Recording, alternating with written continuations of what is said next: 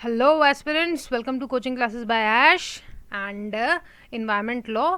जैसा कि हम लोग पहले भी एक लेसन कर चुके हैं और ये उसका दूसरा पार्ट है, दूसरा full and final part from the UGC point of view. Topics जो आज इस लेसन में कवर्ड हैं वो हैं इन्वायरमेंटल इम्पैक्ट असेसमेंट या इन्वायरमेंट इम्पैक्ट असेसमेंट भी बोलते हैं, जिसको EIA भी बोलते हैं। तो EIA की हिस्ट्री, EIA का process, hazardous waste in India, कैसे कंट्रोल करते हैं हजार्डस वेस्ट को इंडिया में, the Basel convention, different management to control hazardous waste. Obviously मैंने बोला था NGT लेके आऊंगी, तो national green tribunal, national green tribunal की कॉम्पोजिशन, नेशनल ग्रीन ट्रिब्यूनल की पावर्स। स्टार्ट करते हैं। EIA या इन्वायरमेंट इम्पैक्ट असेसमेंट। तो दोस्तों EIA एक प्रोसेस होता है जो कि इन्वायरमेंटल इम्पैक्ट्स को असेस करता है, और ये जो प्रोजेक्ट है, कई सारे प्रोजेक्ट्स होते हैं इसमें, तो ये अकाउंट में लेते हैं, अकाउंट एज एन पढ़ाई लिखाई वाला नहीं, account as an taking into consideration कि क्या क्या ऐसी चीज़ें हैं जो इन्वायरमेंट को अफेक्ट करती हैं, उसके क्या क्या कॉन्सिक्वेंसेज हो सकते हैं। तो उसके हिसाब से अलग अलग प्रोजेक्ट्स बनाए जाते हैं अलग अलग चीज़ों को देखने के लिए, उनकी पॉसिबल जो आउटकम्स हैं या पॉसिबल जो चीज़ें हैं, इफेक्ट्स हैं, उनको आइडेंटिफाई करने के लिए और उनको सही करने के लिए, जहाँ तक हो सके उनको सुधारने के लिए। अब पढ़ लेते हैं EIA क्या होता है।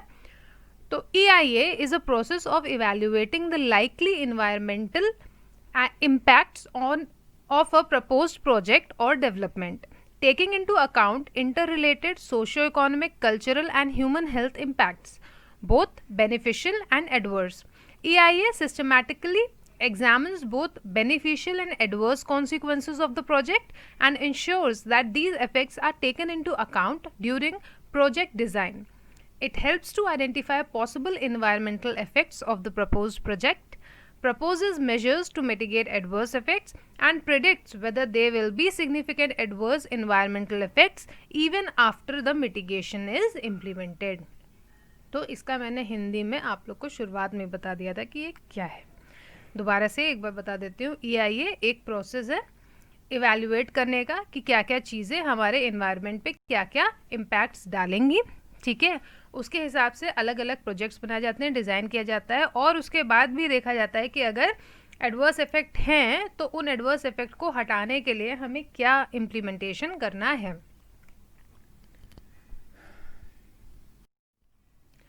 अब आते हैं हिस्ट्री ऑफ EIA की इंडिया में हिस्ट्री कैसे है। ये तो ऑलराउंड का बता दिया क्या होता है, या सिंपल मीनिंग EIA की क्या होती है, पर EIA का इंडिया में कब से और कैसे सबके दिमाग में आया, कैसे क्या चीज़ें स्टार्ट हुई, देखते हैं। तो number 1, the Indian experience with environmental impact assessment began over 20 years back.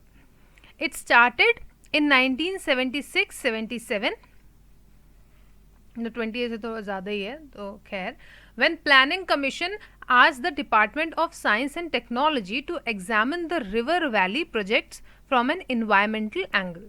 ठीक, तो ये आपका चालू हुआ, इसको हटा दीजिए, यहाँ से देखिए 76 और 77,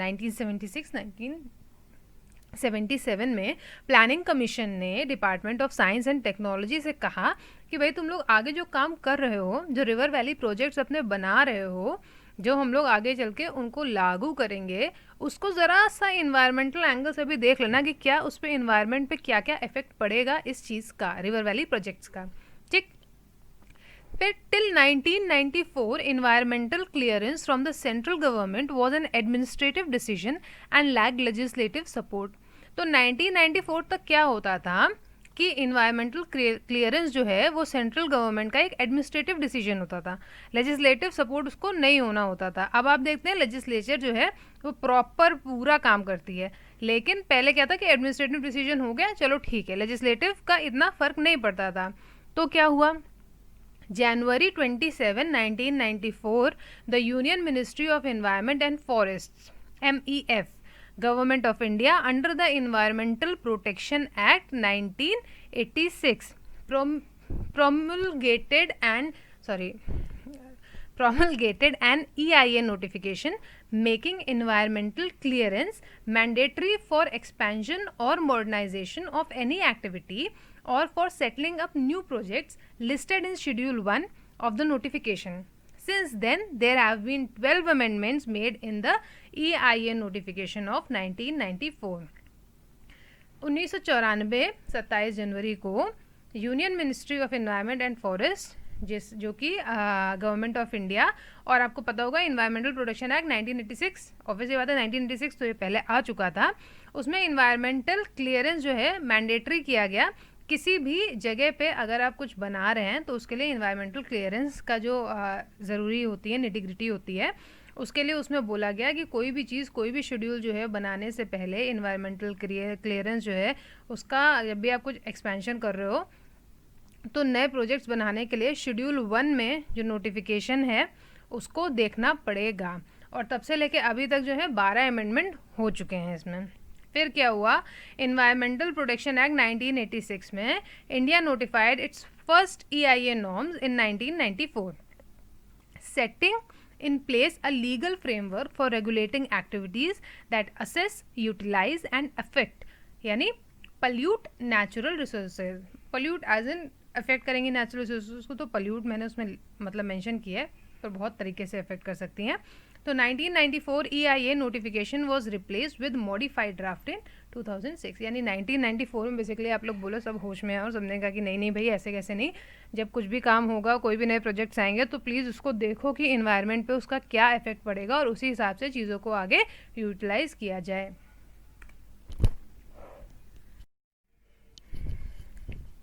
EIA प्रोसेस हमने पढ़ा, EIA क्या है, हमने ये भी पढ़ा कि हिस्ट्री क्या है। अब EIA में होता क्या है, तो 8 स्टेप्स का प्रोसीजर होता है EIA का, जो कि ब्रीफ में यहाँ पे लिखा हुआ है।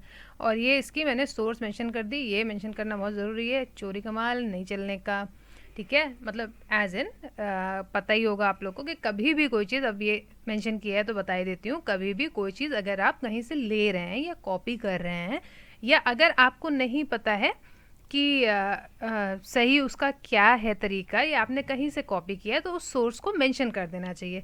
इससे क्या होता है, जो क्रिएटर है उसको उसका क्रेडिट मिल जाता है, आपको आपकी इन्फॉर्मेशन मिल जाती है, दोनों लोगों का काम हो जाता है, और आपके ऊपर कॉपीराइट इन्फ्रिंजमेंट भी नहीं होता है। Plagiarism, copyright, intellectual property right जिन्होंने पढ़ा होगा उनको पता ही होगा। खैर, तो टॉपिक से भटकते नहीं है, टॉपिक पे वापस आते हैं। तो EIA प्रोसेस में सबसे पहला होता है स्क्रीनिंग, ठीक। स्क्रीनिंग में होता है determines whether the propose project requires an EIA and if it does then the level of assessment required. Screening में देखा जाता है कि जो प्रोजेक्ट आया है, कोई भी प्रोजेक्ट है, कोई भी नया प्रोजेक्ट आया है, तो क्या उसको EIA यानी इन्वायरमेंटल इम्पैक्ट असेसमेंट की ज़रूरत है, अगर है तो कितनी ज़रूरत है या क्या लेवल ऑफ असेसमेंट उसको चाहिए होगा। दूसरा प्रोसेस है स्कोपिंग। स्कोपिंग में it identifies the key issues and impact that should be further investigated. This stage also defines the boundary and time limit of study. तो इसमें देखा जाता है कि अगर उसको ज़रूरत है, असेसमेंट की ज़रूरत है, तो क्या उसके इश्यूज़ हैं, क्या उसके इम्पैक्ट होंगे, और उस हिसाब से उसको फर्दर इन्वेस्टिगेट किया जाता है। बाउंड्री और टाइम लिमिट ऑफ स्टडी यहाँ पे डिज़ाइन होती है। फिर इम्पैक्ट एनालिसिस। इम्पैक्ट एनालिसिस यानी क्या उसका सोशल इम्पैक्ट, क्या इन्वायरमेंटल इम्पैक्ट पड़ेगा आपके प्रोजेक्ट का। Mitigation. EIA recommends the actions to reduce and avoid the potential adverse environmental consequences of development activities. तो यहाँ पे एक्शंस को रिड्यूस करना, या कुछ अगर ऐसा एडवर्स इफेक्ट है जो लग रहा है कि होगा, तो उसको कैसे हम कम कर सकते हैं, मिटिगेट कर सकते हैं। Reporting. This stage presents the result of EIA in a form of a report to the decision making body and other interested parties. इसमें रिपोर्ट की तरीके तैयार किया जाता है, रिपोर्ट तैयार की जाती है प्रोजेक्ट की कि इस प्रोजेक्ट से क्या क्या होगा, स्क्रीनिंग में क्या था, स्कोपिंग में क्या था, इम्पैक्ट एनालिसिस क्या है, उसकी मिटिगेशन में क्या क्या होगा, क्या हम उसको कैसे कंट्रोल करेंगे। फिर होता है रिव्यू। तो it examines the adequacy and effectiveness of EIA report and provides the information necessary for decision making. यहाँ पे रिव्यू होती हैं चीज़ें कि अच्छा ठीक है, ये चीज़ें हो सकती हैं, इन चीज़ों को करने से ये चीज़ें होंगी, क्या यहाँ पे इस रिपोर्टिंग में जो चीज़ें लिखी हैं वो सब सही है, जो इन्फॉर्मेशन प्रोवाइड की गई है वो ठीक है, इसको आगे बढ़ा सकते हैं, नहीं बढ़ा सकते हैं। Simple review procedure. फिर आता है डिसीजन मेकिंग। डिसीजन मेकिंग में प्रोजेक्ट या तो एक्सेप्ट होता है, या तो रिजेक्ट होता है, या तो उसमें जो चेंजेस होते हैं वो बता दिया जाता है, ठीक। फिर आता है आपका पोस्ट मॉनिटरिंग। पोस्ट मॉनिटरिंग ये तो जब प्रोजेक्ट पूरा हो जाता है तब ये देखने के लिए होता है कि जो प्रोजेक्ट हमने बना के खड़ा किया है वो लीगल स्टैंडर्ड्स को और मिटिगेशन मेजर्स जो लिए गए हैं वो वैसे ही हैं जैसे मेंशन किया गया था, अगर नहीं है तो उनको सही किया जाता है।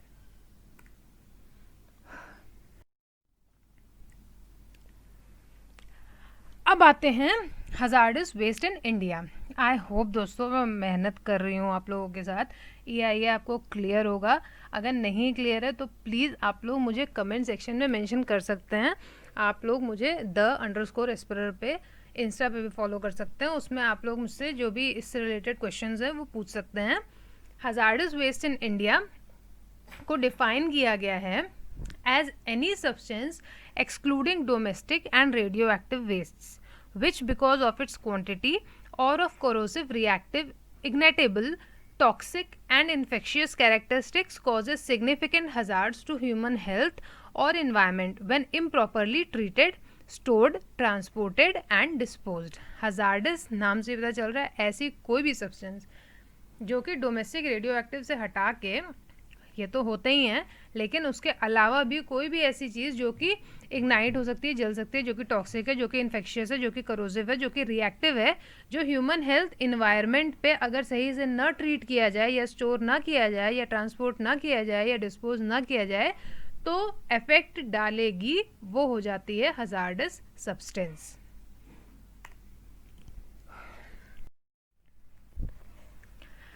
अब हजार्डस वेस्ट मैनेजमेंट जो है वो 2008 के रूल्स हैं कुछ, इसमें ये है कि ऑक्यूपायर मस्ट सेल और send the hazardous waste to a reprocessor और recycler who is authorised by the government to dispose the waste in a safe manner. जो ऑक्यूपायर है जिसके पास वेस्ट है, बड़ी बड़ी कंपनीज होती हैं, बड़े बड़े असाइनमेंट्स होते हैं जिसमें काफ़ी सारा वेस्ट निकलता है। वेस्ट का मतलब यही नहीं कि डोमेस्टिक वेस्ट घर की सब्जी और ये सब का छिकला, ये नहीं होता है, मतलब ये भी होता है डोमेस्टिक वेस्ट में, लेकिन उसके अलावा भी बहुत सारे वेस्ट होते हैं।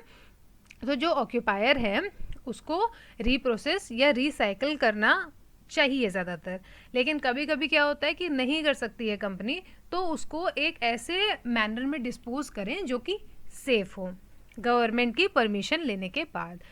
रीसाइकल रीयूज़ का आप लोगों ने पढ़ा ही होगा, रीप्रोसेस का, यही बेसिकली हजार्डस वेस्ट की यही 3 चीज़ें होती हैं, पर मैंने आपको स्पेसिफिकली कुछ अलग चीज़ें मेंशन कर दी हैं जो अगर आप लोग को रिटर्न में आ जाए तो आप लोग खाली न बैठे और आप लोग के पास लिखने के लिए अच्छा मटेरियल हो।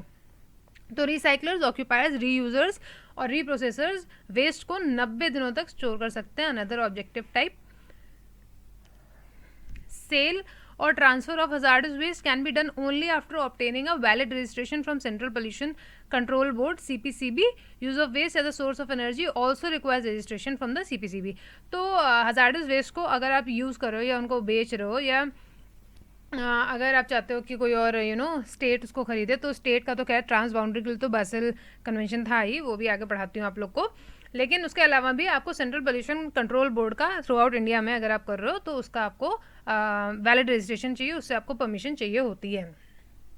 अब आते हैं अभी जो चीज़ मैंने बोली, the transboundary shipment of hazardous waste is regulated by Basel convention to home India is a signatory. तो बासेल कन्वेंशन एक कन्वेंशन हुआ था जिसको इंडिया ने भी साइन किया था। तो जो ट्रांस बाउंड्री मूवमेंट होता है यानी एक कंट्री से दूसरी कंट्री जो हजार्डस वेस्ट आता जाता है, उसके लिए बासेल मूवमेंट ने इंडिया ने बासेल मूवमेंट में साइन किया था। और वो क्या है कि आगे पढ़ते हैं। द बासेल कन्वेंशन, कहाँ गया मेरा पेन, ये रहा। द बासेल कन्वेंशन, तो India is a party to Basel convention on transboundary movement of hazardous waste. The Basel convention is a tool for controlling and reduction of transboundary movements of hazardous and other wastage subject to the convention, prevention and minimization of their generation, environmentally sound management of such waste and for active promotion of the transfer and use of cleaner technologies। ये आप लोग पढ़ लीजिएगा pause करके, क्योंकि मैं अगर ऐसे एक एक लाइन पढ़ूंगी तो आप लोग भी आई थिंक बोर ही हो जाते होंगे, नहीं होते हैं तो थैंक यू वेरी मच। तो बेसिकली बेसल कन्वेंशन में जैसा कि मैंने बताया क्या होता है दोस्तों, कुछ हजार्डस वेस्ट होते हैं, मतलब हजार्डस वेस्ट जैसे आप मान लीजिए कि ई वेस्ट, ठीक, तो अब ई वेस्ट में कई सारी ऐसी चीज़ें होती हैं, मान लीजिए इसको इंडिया को नहीं ज़रूरत है उसमें उसकी, तो उसने जो है वो चीज़ें दूसरी कंट्री को दे दी, किसी और कंट्री को हो सकता है ज़रूरत हो उन चीज़ों की। ये होता है मूवमेंट बासेल कन्वेंशन के थ्रू। तो इंडिया ने क्योंकि साइन किया था इसको, इसलिए इंडिया इसकी सिग्नेटरी है। तो जो जो इसमें सिग्नेटरी होंगे वो सब जो है आपस में ट्रांस बाउंड्री मूवमेंट कर सकती हैं हजार्डस वेस्टेज का। दूसरा पॉइंट पढ़ लेते हैं। India is also required to minimise generation of hazardous waste in the country taking into account social, technological and economic aspects, री ने बोला। Control of hazardous waste in India, तो ये देखिए प्लास्टिक वेस्ट के रूल्स 2011 के रूल्स ये हैं। Biomedical waste management and handling के रूल्स 1998 के हैं। तो बेसिकली रूल 9 जो है वो plastic waste management and handling का है, और उसमें कंपलसरी किया गया है हर मैन्युफैक्चरर के लिए कि वो प्लास्टिक प्रोडक्ट्स को रिसाइकिल करे, और अगर रिसाइकिल करने के बाद भी जो भी प्लास्टिक प्रोडक्ट्स बनते हैं उनको स्टेट पोल्यूशन कंट्रोल बोर्ड से प्रॉपर एक रजिस्ट्रेशन की ज़रूरत होती है, और ये रजिस्ट्रेशन हर 3 साल में रिन्यू कराना होता है। ठीक। और रूल 10 कहता है plastic waste management and handling का कि no retailer can provide plastic bags free of cost. ठीक। वो इसलिए बोला गया है क्योंकि अगर फ्री ऑफ कॉस्ट में देने लगेंगे तो सभी लोग प्लास्टिक यूज़ करेंगे, और अगर पैसे लेके देंगे तो आपको पता ही है भारतीय लोग कितने अच्छे हैं। फिर आते हैं biomedical waste management and handling rules 1998। ये बायोमेडिकल वेस्ट के बारे में बात करता है, और इसमें ये बोला गया है कि एनी वेस्ट और by product generated during treatment, immunization and treatment of human beings or animals or in research activities, वो होता है बायोमेडिकल वेस्ट। ठीक।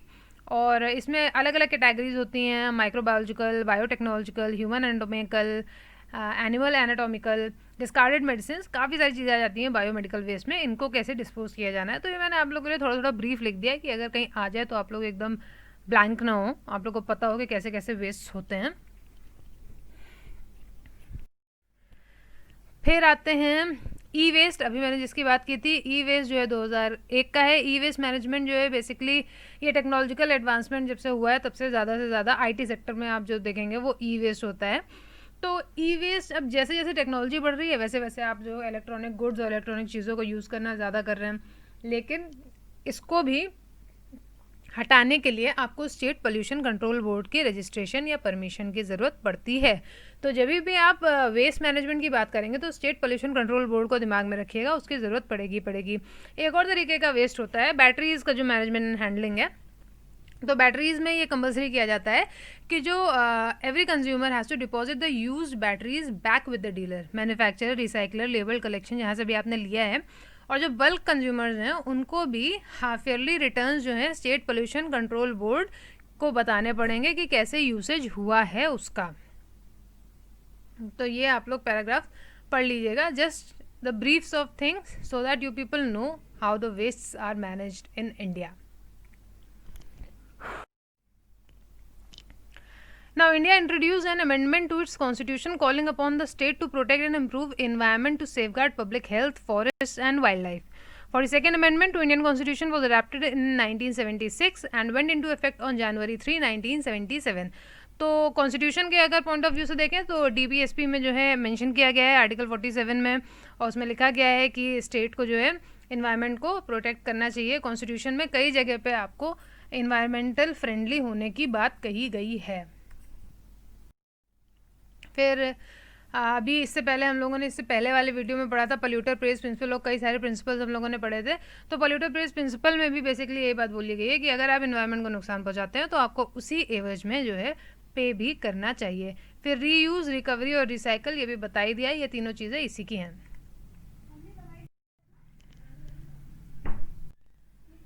Now coming to national green tribunal. National green tribunal जो है आपका ये इंडिया ने India was the third country in the world to establish national green tribunal. अब आते हैं नेशनल ग्रीन ट्रिब्यूनल। एक मिनट, मेरा पेन कहाँ चला गया, ये रहा।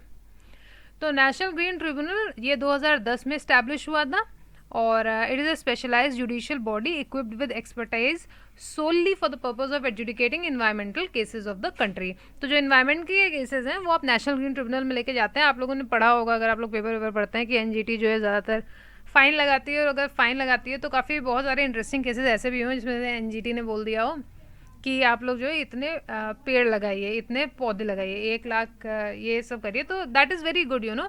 बेसिकली एनजीटी जो है इन्वायरमेंट के केसेस को देखने के लिए हुई है, लेकिन कभी कभी ऐसा होता है कि आप लोग किसी को पनिश करना चाहते हैं, इतना ज़्यादा बड़ा ऑफेंस नहीं है अगर किसी का, तो ऐसे भी पनिशमेंट्स दिए गए हैं। तो ट्रिब्यूनल का टास्क क्या होता है? ट्रिब्यूनल का टास्क है providing effective and expeditious remedy in cases relating to environmental protection, conservation of forest and other natural resources, and enforcement of any legal right relating to environment. Tribunal's orders are binding and it has the power to grant relief in form of compensation damages to affected persons. Tribunal जो है ये आपके 5 zones में establish है, basically north, central, east, south and west, ठीक है। Headquarter जो है वो न्यू दिल्ली है, north zone obviously, central zone इसका भोपाल में है, ईस्ट जोन इसका कोलकाता में है, साउथ जोन इसका चेन्नई में है, और वेस्ट जोन इसका पुणे में है। तो easy to remember, new Delhi north, सीधे नॉर्थ जोन, ठीक। सेंट्रल जोन भोपाल, ईस्ट में कोलकाता, साउथ में चेन्नई और वेस्ट में पुणे। याद हो गया, 5 Jones, establishment of NGT.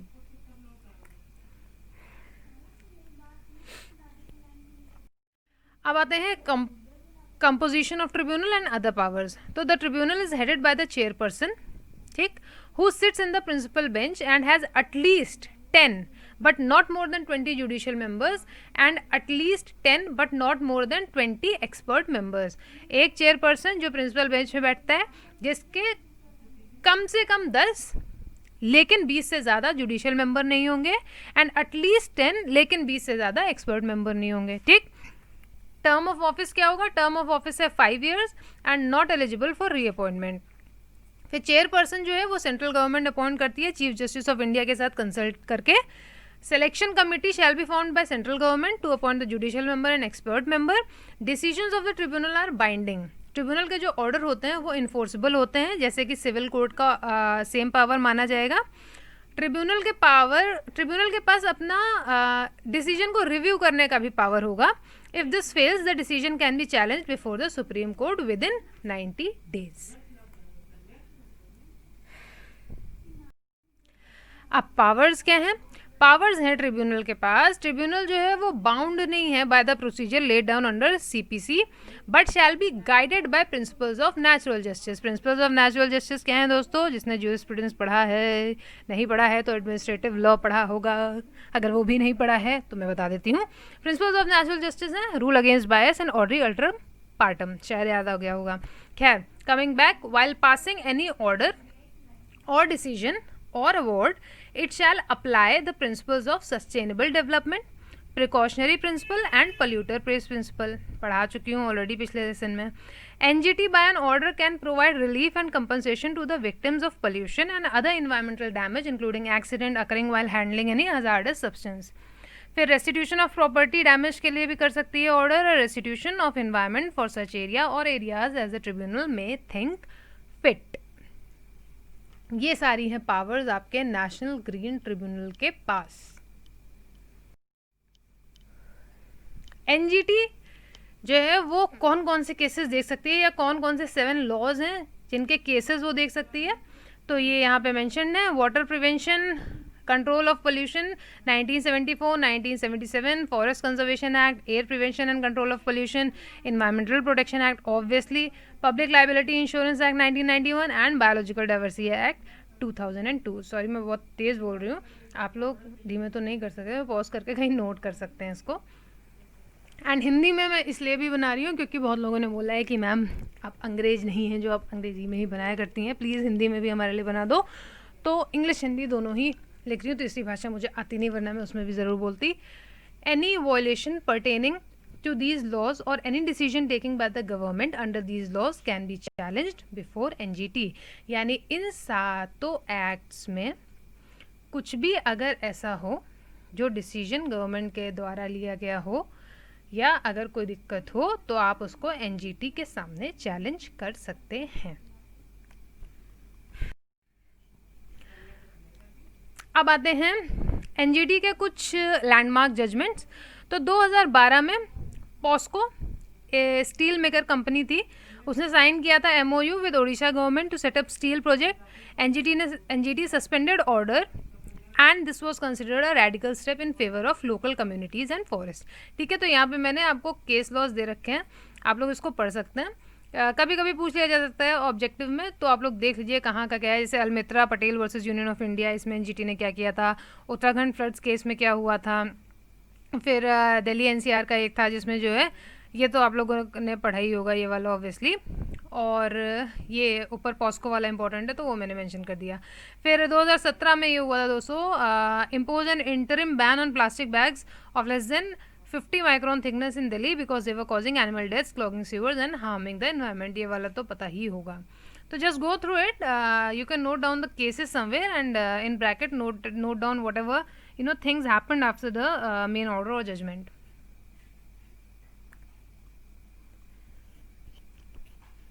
So obviously no worries, and this was all for today. So just keep on learning, keep on listening. If you have any questions, any queries, you can ask me in the comment section. Your comments are almost welcome. And you can also follow me on Insta. I have given you my Insta account. Please press the bell button because I am continuously uploading the videos, and if you are not pressing it, then आप लोग को videos कब upload हो रहे हैं ये पता नहीं चलेगा. So this was all, and in my next video probably I'll be coming up with IPC, or I think I would be taking the remaining 1 or 2 lessons of jurisprudence and end that playlist as well. So that was all for today, and keep smiling, stay healthy.